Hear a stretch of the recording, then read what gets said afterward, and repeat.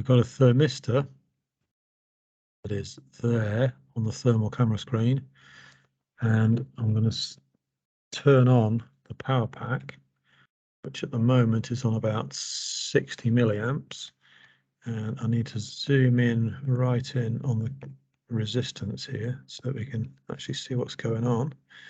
Let's just zoom right in again.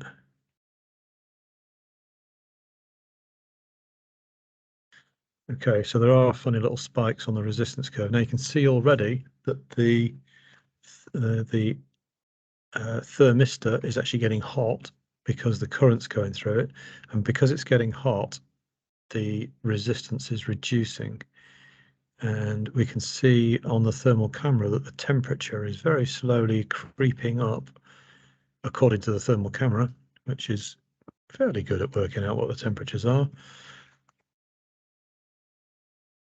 We can quite definitely see that the resistance of the thermistor is decreasing, which will mean that the current going through it will increase, which means that the temperature will increase even more, so you're going to get a positive feedback.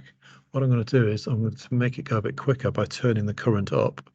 So I'm going to turn the current up to about 120 milliamps, and you can see that there is a significant change in the rate of temperature. And if I just point to it, that there was where I changed the current.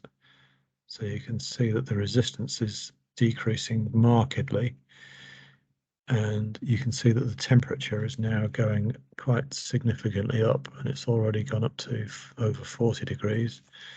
You can see that the current is significantly increasing, even though the potential difference isn't much.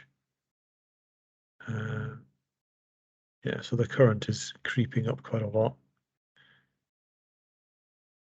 And this is all happening over a period of a minute or two.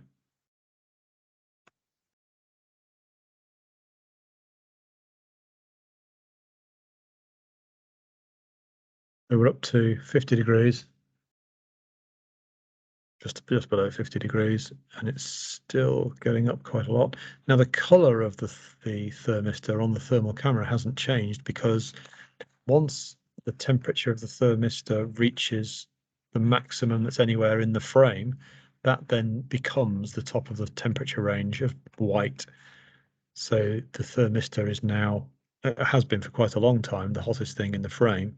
So the white color is always, it always stays white. It doesn't change then, because the auto scale function goes between those two things. We can see that the wires of the thermistor are starting to get a little bit hot as well. So those are showing green now, because there's enough current going through the system that the quite thin wires of the thin connecting wires for the thermistor are also starting to show an increase in temperature. And you can see quite nicely that the resistance is decreasing and decreasing all the time, meaning that the temperature is still increasing. And it looks like on the resistance scale, I didn't change the fact that the current is in milliamps. So even it looks like it's showing that the resistance of the thermistor is 0.01 ohms, but actually it should be 1,000 times as big as that. So it should be 10 ohms. Because at room temperature, the thermistor has a, so the thermal camera is switched off. Let's put it back on again.